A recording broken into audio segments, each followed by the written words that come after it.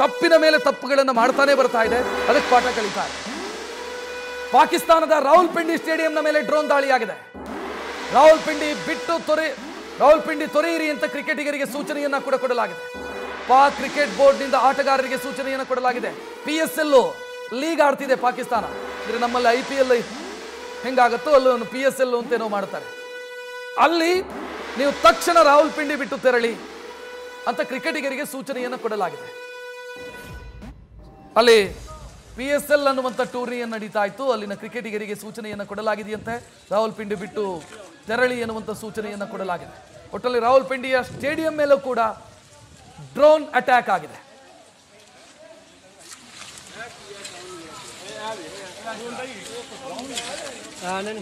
Drone वगैरह होगा ना नहीं फाड़ा यार ने चीज़ फाड़ा मुझे 1 1 2 2 में गल हुई है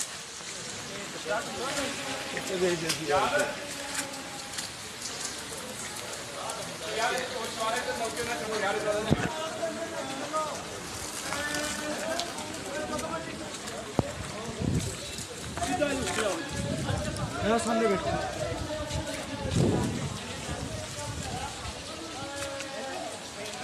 ಗಮನಿಸ್ತಾ ಇದ್ದೀರಿ, ಪಾಕಿಸ್ತಾನದಾದ್ಯಂತ ಭಯದ ವಾತಾವರಣ ಸೃಷ್ಟಿಯಾಗಿರೋದನ್ನ ನೋಡ್ತಾ ಇದ್ದೀರಿ. ರಾವಲ್ಪಿಂಡಿ ಮೇಲೂ ಕೂಡ ಅಟ್ಯಾಕ್ ಆಗಿದೆ. ರಾವಲ್ಪಿಂಡಿ ಯಾಕೆ ಮುಖ್ಯ ಅಂತಂದ್ರೆ ಪಾಕಿಸ್ತಾನದ ಸೇನಾ ಮುಖ್ಯ ಕಾರ್ಯಾಲಯ ಇರುವಂತದ್ದು ಅದು ರಾವಲ್ಪಿಂಡಿಯಲ್ಲೇ. ಅಲ್ಲಿಯ ಆ ನಗರದ ಮೇಲೆ ದಾಳಿಯಾಗಿದೆ. ಇಸ್ಲಾಮಾಬಾದ್ನಲ್ಲಿ ಸೈರನ್ ಸೌಂಡ್ ಕೇಳ್ತಾ ಇದೆ. ಲಾಹೋರ್ ಮೇಲೆ ದಾಳಿಯಾಗಿದೆ, ಕರಾಚಿ ಮೇಲೆ ದಾಳಿಯಾಗಿದೆ, ಸಿಯಾಲ್ಕೋಟ್ ಮೇಲೆ ದಾಳಿಯಾಗಿದೆ. ಆ ಮೂಲಕ ಪಾಕಿಸ್ತಾನದ ದರ್ಪ ಅಹಂಕಾರ ಏನಿತ್ತು ಅದಕ್ಕೆ ಪಾಠ ಕಲಿಸುವಂತ ಕೆಲಸಗಳಾಗ್ತಾ ಇದೆ. ಈ ದಾಳಿಯ ಹಿಂದೆ ಭಾರತ ನಿನ್ನೆ ಸ್ಪಷ್ಟವಾಗಿ ಹೇಳಿತ್ತು, ನಾವು ಟೆರರ್ ಟ್ರೈನಿಂಗ್ ಕ್ಯಾಂಪ್ಗಳನ್ನು ಟಾರ್ಗೆಟ್ ಮಾಡಿ ದಾಳಿ ಮಾಡಿದ್ದೀವಿ, ಸಿವಿಲಿಯನ್ಸ್ ಅನ್ನು ಟಾರ್ಗೆಟ್ ಮಾಡಿಲ್ಲ ಅಂತ. ಆದರೆ ಪಾಕಿಸ್ತಾನ ಸಿವಿಲಿಯನ್ಸ್ ಅನ್ನು ಟಾರ್ಗೆಟ್ ಮಾಡಿತು. ನಿನ್ನೆ ಪೂಂಚ್ ಸೆಕ್ಟರ್ ಅಲ್ಲಿ, ಜಮ್ಮು ಕಾಶ್ಮೀರದ ಪೂಂಚ್ನಲ್ಲಿ ಭಾರತದ ನಾಗರಿಕರನ್ನ ಟಾರ್ಗೆಟ್ ಮಾಡಿ ಶೆಲ್ ದಾಳಿ ಮಾಡಲಾಯಿತು. ಹೆವಿ ಶೆಲ್ಲಿಂಗ್ ಆಗ್ತಾ ಇತ್ತು ನಿನ್ನೆ ಪೂಂಚ್ನಲ್ಲಿ. ಅದರ ಪರಿಣಾಮ 10ಕ್ಕಿಂತಲೂ ಹೆಚ್ಚು ನಾಗರಿಕರನ್ನು ನಾವು ಕಳ್ಕೊಳ್ಬೇಕಾಯಿತು. ಅದಕ್ಕೆ ಈಗ ಪ್ರತೀಕಾರದ ರೂಪದಲ್ಲಿ ಭಾರತ ಭಯ ಅಂದ್ರೆ ಏನು ಅಂತ ಪಾಕಿಸ್ತಾನಕ್ಕೆ ತೋರಿಸ್ತಾ ಇದೆ. ಅದರಲ್ಲೂ ಕೂಡ ಪಾಕಿಸ್ತಾನದ ಏರ್ ಡಿಫೆನ್ಸ್ ಸಿಸ್ಟಮ್ ಅನ್ನು ಟಾರ್ಗೆಟ್ ಮಾಡಲಾಗಿದೆ. ಲಾಹೋರ್ನ ಏರ್ ಡಿಫೆನ್ಸ್ ಸಿಸ್ಟಮ್ ಸಂಪೂರ್ಣವಾಗಿ ಅದನ್ನು ಡಿಸ್ಟ್ರಾಯ್ ಮಾಡಲಾಗಿದೆ.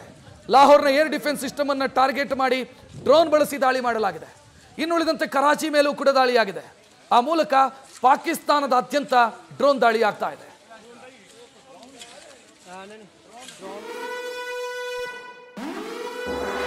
ಭಾರತದ ಆಪರೇಷನ್ ಸಿಂಧೂರ್ ಇನ್ನೂ ಕೂಡ ಮುಗಿದಿಲ್ಲ ಅನ್ನೋದು ಈ ದಾಳಿ ನೋಡಿದ್ರೇನೆ ಗೊತ್ತಾಗುತ್ತೆ.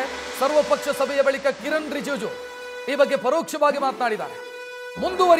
ಮುಂದುವರಿಯೋ ಕಾರ್ಯಾಚರಣೆಯ ಬಗ್ಗೆ ನಾನು ಮಾಹಿತಿ ಕೊಡಲ್ಲ, ಪಾಕ್ ಉಗ್ರರ ಸಾವಿನ ಸಂಖ್ಯೆ ಮತ್ತಷ್ಟು ಹೆಚ್ಚಳ ಆಗಬಹುದು ಅಂತ ಪರೋಕ್ಷ ಸಂದೇಶವನ್ನು ಕೊಟ್ಟಿದ್ದಾರೆ. ಇಂಡೈರೆಕ್ಟ್ ಮೆಸೇಜ್ ಕನ್ವೆ ಆಗಿದೆ. ಭಾರತೀಯರಿಗೆ ಏನು ಮೆಸೇಜ್ ಅನ್ನು ಕೊಡಬೇಕಿತ್ತೋ ಅದನ್ನು ಕಿರಣ್ ರಿಜಿಜು ಸರ್ವಪಕ್ಷ ಸಭೆಯ ಬಳಿಕ ಕೊಟ್ಟಿದ್ದಾರೆ. ನ್ಯೂಸ್ ಫಸ್ಟ್ ನಿರ್ಭೀತಿಯಿಂದ ನಿಮ್ಮ ಪರವಾಗಿ.